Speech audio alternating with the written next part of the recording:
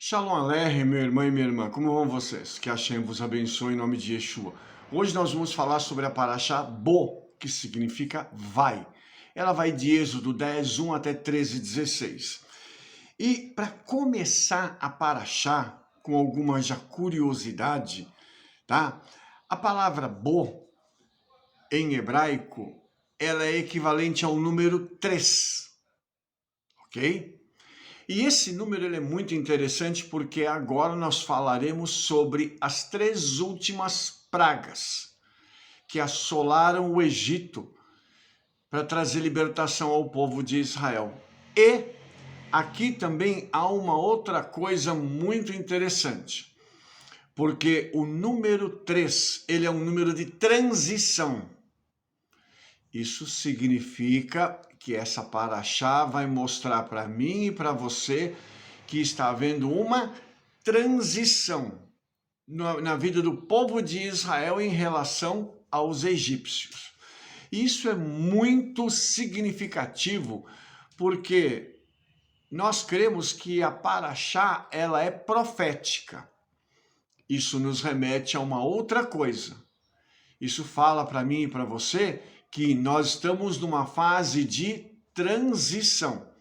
E eu vou mostrar para vocês algumas coisas que eu acredito que vão te deixar bem, como é que eu vou te dizer? Bem espantado. Porque nós vamos fazer uma conexão do que aconteceu naquela época com os dias de hoje. Ok?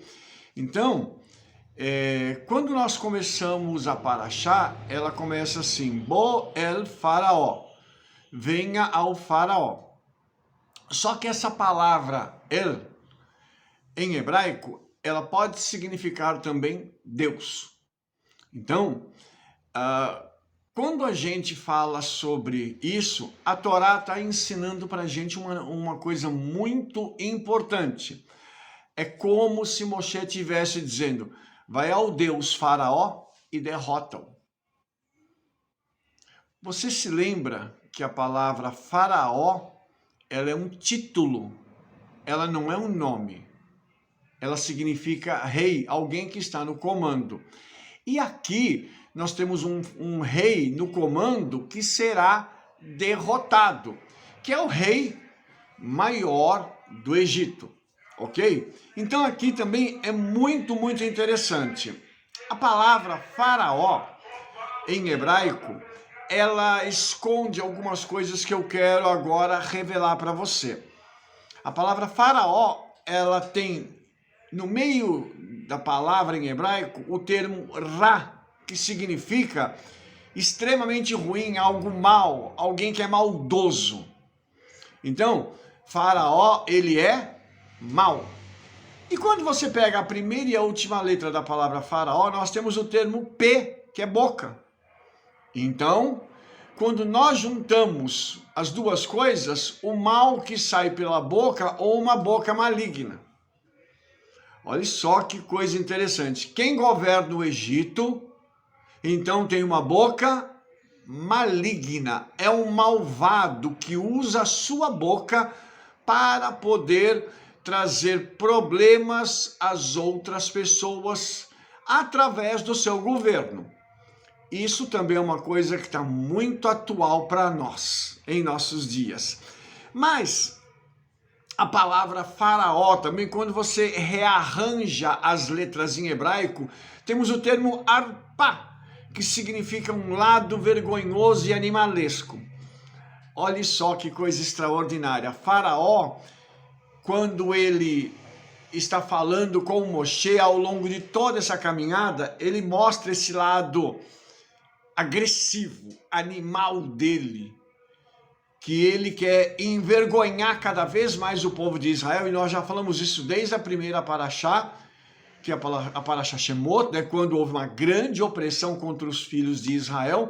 Então ele tenta usar isso para envergonhar os seus, aquelas pessoas que ele deseja oprimir, e usando isso a força, que é o lado animalesco dele.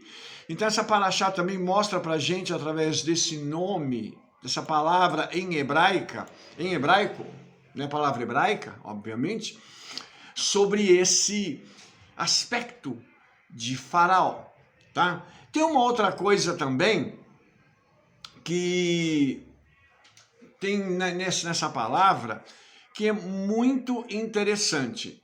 Essa palavra arpá, ela também é o nome de uma mulher moabita que se casou com um dos filhos de Noemi. Ela era concunhada de Ruth, né? Que na nossa Bíblia está traduzido como órfã. E essa mulher, ela abandona a sua sogra e volta para a casa dos seus pais. Ou seja, ela não quer a espiritualidade da terra de Israel. Ruth já escolhe. Então ela escolheu abandonar Israel. Isso é muito interessante porque isso está em linha com aquilo que Faraó está fazendo de acordo com a Paraxá com o povo de Israel e por isso ele está sendo julgado. E aí tem uma outra coisa, porque essa palavra também em hebraico ela pode formar apar, que é sujeira. Você quer alguém mais sujo, mais hediondo do que um rei que é criminoso e que deseja massacrar os seus súditos? Não existe coisa pior do que isso, né? E é muito interessante isso, porque quando a gente pega a palavra de novo e rearranja as letras, ela dá paruá, que significa sem lei e sem quaisquer regras humanas.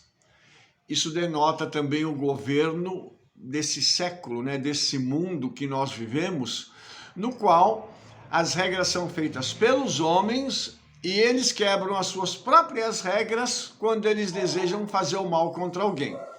Isso é muito interessante, porque eles não têm lei. A lei são eles e eles, quando precisam, eles superam a si mesmos na sua maldade. E, novamente, quando nós falamos sobre isso dentro da Paraxá, nós estamos vivendo isso aqui na nossa nação, né? E, novamente, nós podemos dizer que a Paraxá, ela não é só profética, como ela é atual, aliás, atualíssima, na minha opinião. Portanto, essa Paraxá, quando ela começa falando que Moisés, que o nosso querido Moshe vai a Faraó, ele vai a Faraó com um objetivo, dele continuar falando sobre a libertação do povo de Israel e mais uma vez o coração dele é endurecido. E é interessante que essa palavra endurecer é kavod em hebraico, kaved, né, que significa ser pesado, duro. E uma coisa interessante, amados, você deve se lembrar que os egípcios, eles tinham uma forma diferenciada de julgamento. Quando um egípcio morria, o coração dele era levado para o Deus deles lá. E ele era colocado numa balança, junto com uma pena. Se o coração dele fosse puro, merecedor, né, ele seria leve. E ele alcançaria a salvação. Se o coração dele fosse pesado, ele seria condenado. Você entendeu o que o Senhor está fazendo aqui? O que o Senhor está falando com Faraó? Eu vou te condenar porque o teu coração é pesado. Olha só que coisa extraordinária. Isso usando a própria cultura egípcia, isso usando o próprio padrão de vida dos egípcios, a própria crença deles. Então aqui nós temos algo muito interessante, porque o Senhor vai glorificar o seu nome endurecendo o coração de Faraó. Algumas pessoas podem dizer assim, nossa, Rabino, mas o Eterno ele vai fazer isso para acabar, ele vai matar Faraó? Nossa, que Deus ruim esse, né? Não é que o Eterno vai fazer isso. O Faraó não quer se arrepender. Já que o Eterno conhece o futuro, porque ele já esteve no futuro, ele já viu tudo que vai acontecer no futuro, e ele é o nosso futuro, Então ele já sabe o que a pessoa vai fazer. Ele sabe que esse homem, esse rei do Egito, cujo título é Faraó, ele não vai se arrepender de jeito nenhum. Então, já que ele não vai se arrepender, o Eterno continua dando chance. Essas últimas 3 pragas são as últimas 3 chances para esse homem se arrepender. E mesmo assim ele não vai se arrepender. Então entenda que quando a Bíblia está falando sobre isso, ela não está dizendo que o Eterno é ruim. Ela está dizendo que o Eterno está dando chance para o camarada e mesmo assim ele não está se arrependendo. Então o que o Senhor está fazendo? Ele não quer se arrepender, o Senhor está endurecendo ainda mais o coração dele. Já que ele não quer de jeito nenhum, ele não vai se arrepender, o Eterno então faz o quê? Eu endureço cada vez mais. E o julgamento dele vai sendo cada vez mais rigoroso, dada a condição de não arrependimento que ele tem. Então, isso fala para a gente também de algo que a gente precisa fazer. Nós precisamos nos arrepender. Não adianta a gente querer lutar com o Senhor. Eu vou lutar contra Yeshua, eu vou fazer a minha vontade, porque... Não adianta. Lutar contra o Senhor é a pior coisa que tem no mundo. E nós, amados, precisamos, em nome de Yeshua, entender por que a gente está fazendo isso. Por que nós estamos lutando contra o Senhor. Não dá para lutar contra Ele. Agora, eu gostaria de falar um pouco sobre esses 3 últimos sinais ou milagres, porque a palavra aqui é ot em hebraico, que significa um sinal, uma marca, um indício, um milagre, mas também significa uma prova e uma advertência. Todas as vezes que um milagre acontece, seja ele de que natureza for, e nós entendemos que o milagre é uma reversão da ordem natural das coisas, todas as vezes que um milagre acontece, ele é um sinal, ele traz uma marca, ele é um indício que aponta para alguma coisa, ele é prova da grandeza do Eterno, mas também ele traz advertência para o incrédulo. Por quê? Porque o milagre mostra que o Eterno ele tem a capacidade de fazer qualquer coisa a qualquer tempo, em qualquer lugar e na vida de qualquer pessoa. Sendo assim, essa pessoa, ela precisa parar para pensar no seguinte: puxa vida, eu estou vendo o milagre acontecer diante dos meus olhos. Eu tenho que me arrepender. Eu tenho que mudar de vida. Eu preciso fazer algo diferenciado para que a minha vida não tome o curso que ela está tomando e eu não seja condenado. Então, o milagre, ele tem esse objetivo. E no caso do crente, daquela pessoa que está sendo alcançada pelo milagre, é fortalecer a emuná da pessoa, fortalecer a fé dela, para ela cada vez crer mais, que o nível de fé dela vai aumentando até chegar a bitachon, que é uma confiança plena, em que a gente se solta nos braços do Senhor e fala: Senhor, faz o que o Senhor quiser agora, porque eu confio plenamente de olhos, eu fecho os olhos e confio no Senhor em tudo. Ok? Então, eu gostaria de falar agora sobre esses milagres que vão acontecer aqui, porque agora a 8ª praga, ela vai falar sobre os gafanhotos. Então os gafanhotos vão chegar no Egito, eles vão ser liberados para alcançarem o Egito e vão destruir tudo, todas as plantações, tudo que tem no Egito, os gafanhotos vão comer. Tudo que eles conseguem comer, eles vão comer. E aí, a gente vai ver uma outra coisa. Existem organismos, de mídia que tentam explicar isso aqui. E eu assisti um documentário no Discovery dizendo que isso aqui foi uma coincidência. Que os gafanhotos chegaram na mesma época que Moshe deu a ordem. Eu só acho estranho que foi uma coisa assim muito conectada. Foi assim uma coincidência bem estranha. Porque eles tentam explicar as 10 pragas e só não conseguem explicar a última praga, Depois eu vou falar sobre isso. Mas eles tentam usar a razão para explicar algo que é um milagre. Então, nesse caso aqui, eu quero mostrar uma coisa para você. O nosso querido irmão, o Rabino Shaul, né? O Rabino Paulo de Tarso, como é conhecido no meio cristão, ele fala que a nossa luta não é contra a carne nem contra o sangue. A nossa luta acontece em um nível espiritual elevado. É contra principados e potestades. Agora, eu quero te mostrar uma coisa. Nessas 10 pragas do Egito, o que está acontecendo? Os principados e potestades do Egito estão sendo julgados. Você está entendendo o que está acontecendo? Então está havendo uma batalha espiritual, o Eterno está batendo nos demônios. E a cada praga, um principado desse é destronado do Egito. Aqui nós vamos ter mais um, que vão estar tomando uma bordoada, tá? Sobre, no caso, que eram os protetores do Egito contra essas pragas. E era interessante que aqui não era um principado, aqui são dois. A história diz pra gente que são dois deuses chamados Ísis e Serapis.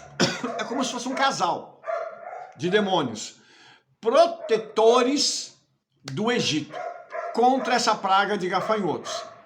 Então, essa proteção aqui, ela veio, só que não deu resultado. E sabe por que não deu resultado? Porque o Senhor deu uma ordem para Moshe, ele ergueu o seu cajado e os gafanhotos vieram. Ísis e Serapis, e aqui eu vou fazer a minha piadinha, Ísis e Serapis devem ter ido para o litoral, para a praia, ou foram fazer compra no shopping, porque eles deixaram o Egito completamente desprotegido. E agora, o Egito está sendo invadido por gafanhotos que estão comendo tudo. Ou seja, o poder do principado e da potestade caiu por terra quando um homem de Deus obedeceu a ordem dada pelo Senhor. E aqui, irmãos, eu quero deixar uma coisa muito clara, tá? Moshe não foi o único que participou desse tipo de evento extraordinário vencendo principados e potestades. Nós temos lá na frente o nosso querido Eliahu, que é o Elias. Quando juntou aqueles 850 profetas, eles começaram a fazer as feitiçarias deles lá e clamar ao Deus deles para que descesse fogo.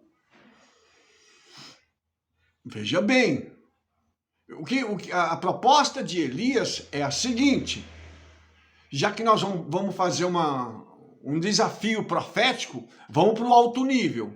O Deus de vocês tem que ser tão bom que tem que descer fogo do céu. E aí o pessoal, você conhece a história, eles se retalharam, fizeram... Chegou um momento que eles falaram assim, chega, agora eu vou restaurar o altar, cortar o sacrifício aqui e clamar ao Eterno. A oração dele não durou 10 segundos.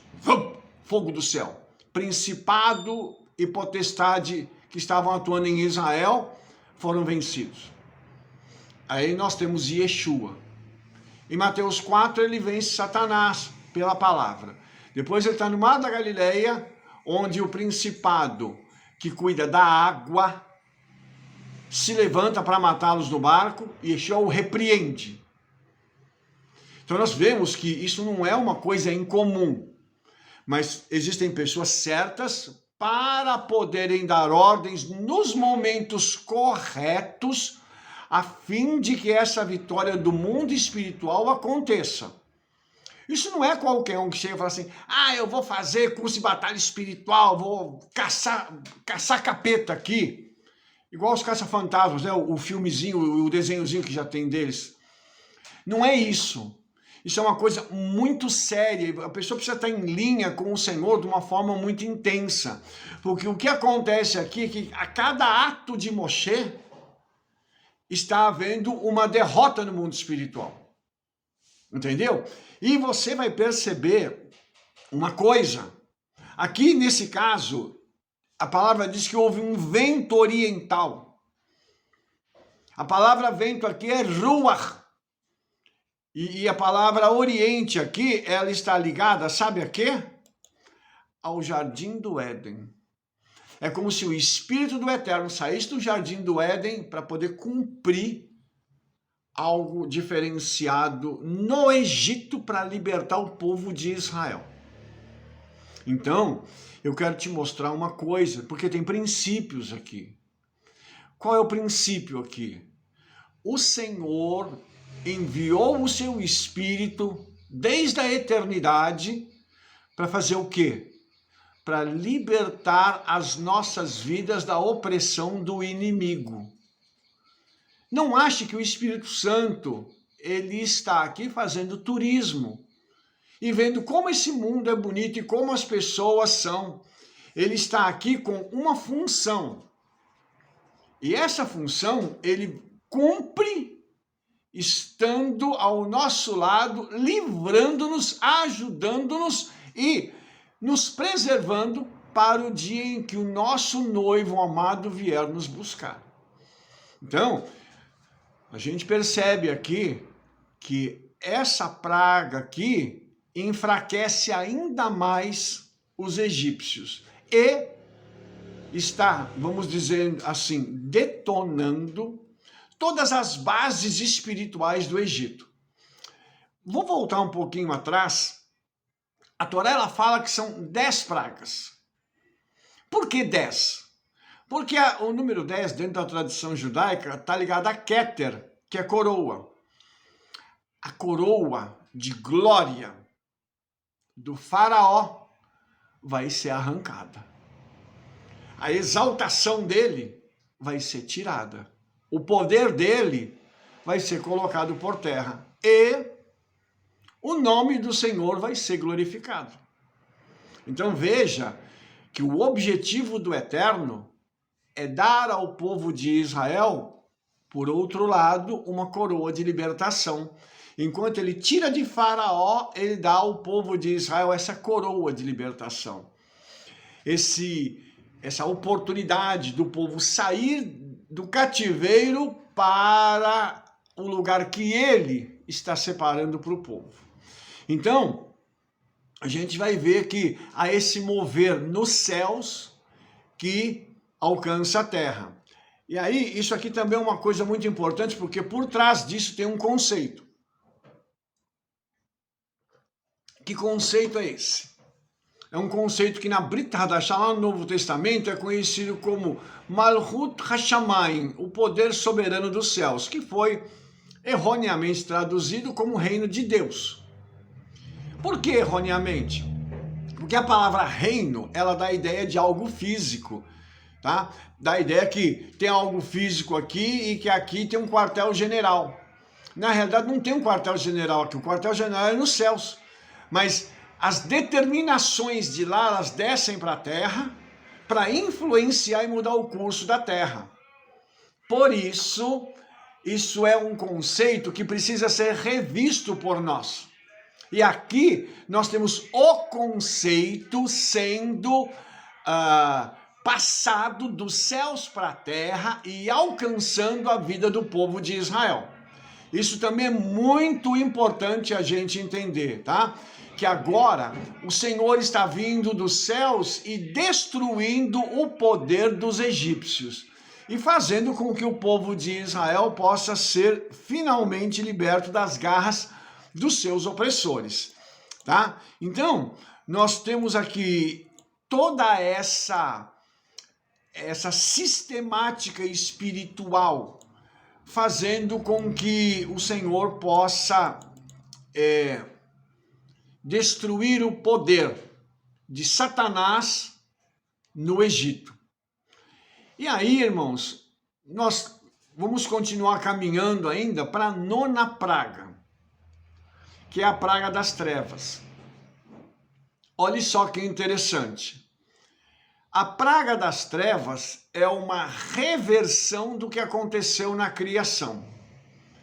Porque lá em Gênesis está escrito que a terra era sem forma e vazio e o Espírito de Elohim pairava sobre a face das águas e havia trevas sobre o abismo. Então, ali vai aparecer luz. E aqui tem luz e vão aparecer as trevas. Ou seja, vai haver uma reversão do que aconteceu na criação. Por quê?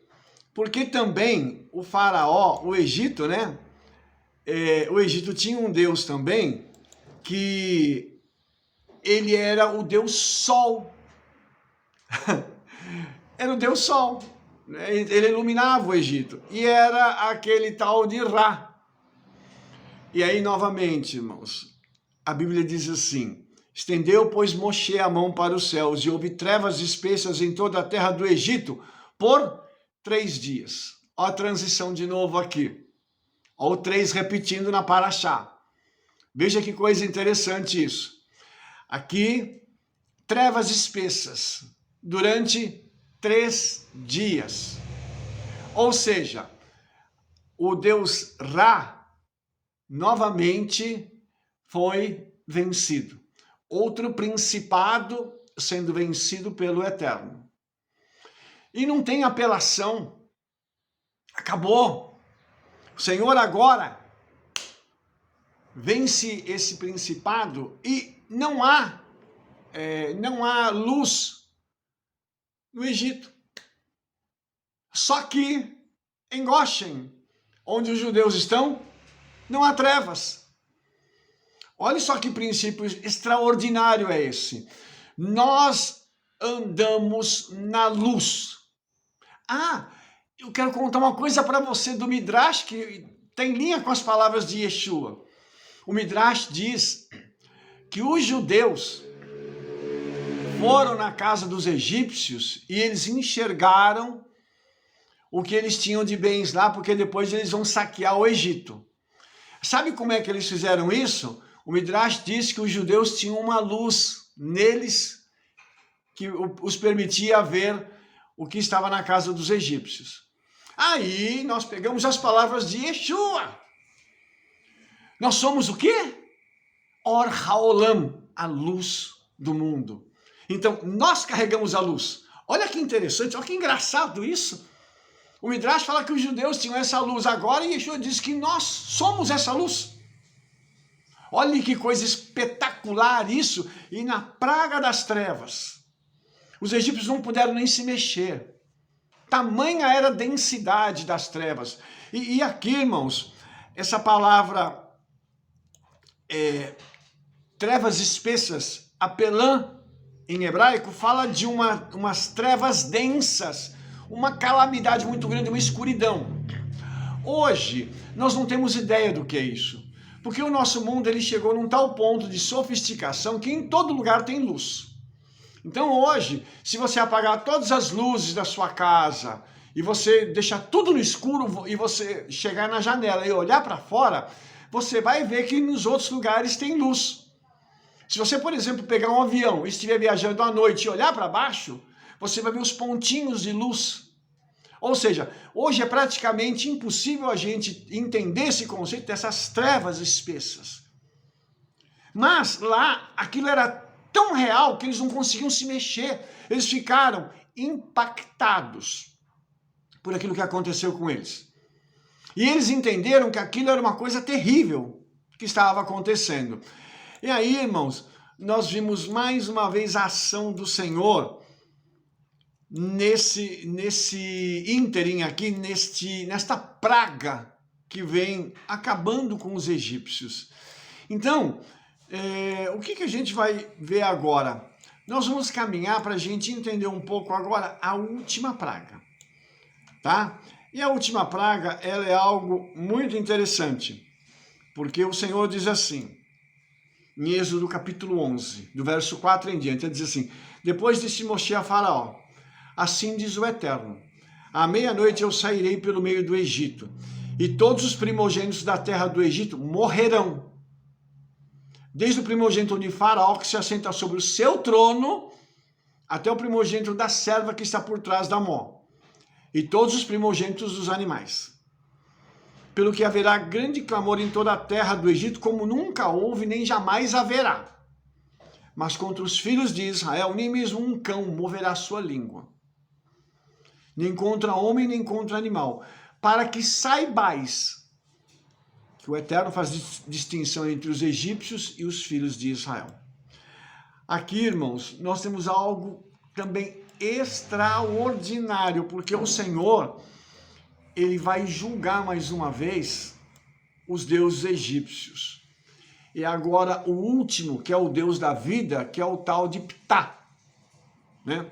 Ptah, ele era considerado o Deus que dava vida ao povo egípcio. E agora, esse último aqui, ele está conectado com Faraó que era considerado um deus. O filho de Faraó o sucederia, o filho primogênito, assim como acontece no judaísmo. Então, olha a estratégia do Eterno. Ele mataria os primogênitos para que não houvesse sucessão no trono do Egito. Ele mataria os primogênitos porque eles eram considerados também, assim como nas escrituras, a força. Eles são aquilo que de melhor se produz num relacionamento. O filho primogênito, o homem, ele é considerado um grande líder. O que o Eterno vai fazer? Vou abater ele. E olhe que interessante. Quando é que isso aconteceria? À meia-noite. E eu vou explicar um pouquinho sobre isso. Só que antes de falar sobre isso, eu quero mostrar para você que o Senhor ia fazer uma separação. E a Bíblia fala de uma distinção. Para lá, ser distinguido, ser distinto. Ou seja, um está de um lado e o Senhor vai olhar para o outro, que são os filhos dele. Então, isso mostra o seguinte, que o Eterno não trata o justo da mesma forma como ele trata o ímpio, o pecador. Vamos deixar isso muito claro. A Torá está deixando para nós um princípio importante. O Senhor não trata os seus filhos como os demais. Tá? Um filho, por que ele é corrigido? Porque o pai não deseja que o filho lá na frente venha a ter um problema, venha a se perder, venha a sentir dor por causa da sua transgressão. Então, qual é o trabalho do pai? Ele corrige, ele reordena, recoloca o filho no caminho correto. Por isso, o Eterno, o que ele fez com Israel? Ele está batendo nos egípcios e, enquanto isso, ele está preparando Israel para sua libertação, para que Israel possa ser levado depois num processo de purificação até a terra prometida. Porque ser liberto do cativeiro é só uma fase de um processo que ainda vai acontecer. E aí a Brit Hadashah, ela fala para a gente desenvolver a nossa salvação. E o que significa desenvolver a salvação? Significa que eu vou pegar a salvação que eu recebi e vou fazer com que ela se torne cada vez melhor. Ou seja, se eu estava dentro de um padrão no sistema secular mundano, eu vou vir para outro padrão da Bíblia. E através disso, o meu caráter vai ser transformado, a minha personalidade vai ser refinada. E até a minha linguagem vai mudar. Por quê? Porque eu vou me enquadrar num padrão diferenciado. Lembra que o padrão do mundo não tem regra? Que eu mostrei para vocês agora há pouco no vídeo. Então, o padrão do Eterno, ele tem regras. Por quê? Porque essas regras nos aperfeiçoarão. Então, rapidamente aqui, deixa eu mostrar para você uma coisa interessante, porque quando a gente fala sobre a meia-noite, nós estamos falando de algo que a Escritura, ela mostra que esse horário é um horário de redenção.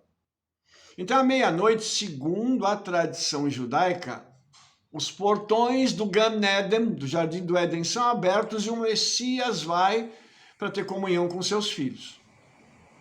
Ora, se isso acontece, então a meia-noite é um momento muito importante, Yeshua, quando falou da sua vinda, ele conta uma parábola que diz assim: à meia-noite ouve-se um clamor, eis o noivo. Então, à meia-noite também vai acontecer esse processo de redenção, quando o noivo virá buscar a sua noiva. E aqui nós temos também uma coisa importante. Dentro dessa conjunção satânica, o que os satanistas fazem? Eles pegam a sexta-feira, que é o Shabat, à meia-noite, para fazerem feitiçaria. E por que isso? Porque existem portais abertos nesse dia em todo o mundo. E eles se aproveitam desses portais abertos, dessa unção, para poder fazer o trabalho deles. Já que os crentes não querem guardar Shabat e não se importam com isso que está acontecendo no mundo espiritual, os incrédulos vêm, os satanistas vêm e fazem trabalho. Infelizmente, essa é a realidade. Por isso, nós temos que entender o que é Shabat. E o objetivo dessa paraxá não é esse. Eu estou mostrando para vocês juízo espiritual sobre demônios, principados e potestades. E aqui eu quero mostrar para vocês que nesse exato momento aqui da 10ª praga, vai nascer uma festa chamada Pessah. E essa festa nasce porque um principado é vencido e o povo de Israel é liberto. E aí tem uma outra coincidência estranha, que Yeshua vai morrer em Pessah, quando Satanás é definitivamente vencido. Então veja o princípio espiritual que existe aqui.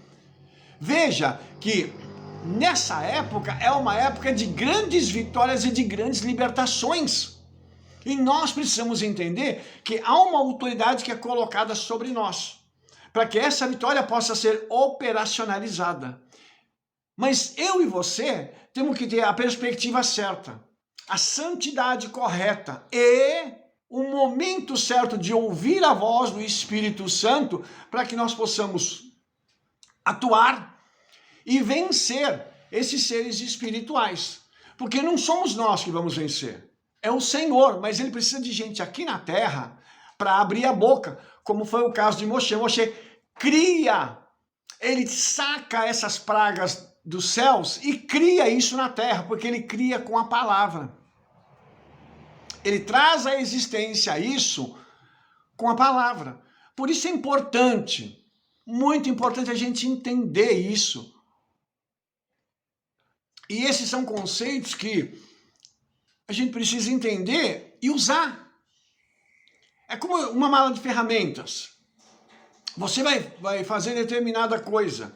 Você tem que ter as ferramentas apropriadas para aquilo. Cada profissão tem uma ferramenta diferenciada. Nós aqui, a nossa ferramenta são a palavra do Eterno e a nossa palavra que sai da boca. Porque com ela nós fazemos as coisas acontecer em obediência à palavra do Eterno. Então, quando nós obedecemos os mandamentos, as mitzvot de Elohim, nós estamos então trazendo a palavra do céu para a terra, gerando algo aqui e julgando os desobedientes. Porque você vai perceber que o juízo que vai vir sobre o Egito vai trazer benefício para Israel. Então toda vez que alguém é julgado, uma outra pessoa é abençoada. E detalhe, Israel não sai de mãos vazias. Quando o juízo vem, alguém perde uma coisa e outro ganha. Ok? E nesse caso, o povo de Israel vai saquear o Egito. E vai fazer com que o Egito, ele possa dar de forma justa aquilo que Israel não recebeu enquanto esteve escravizado. Então você vai perceber que tem um outro princípio por trás.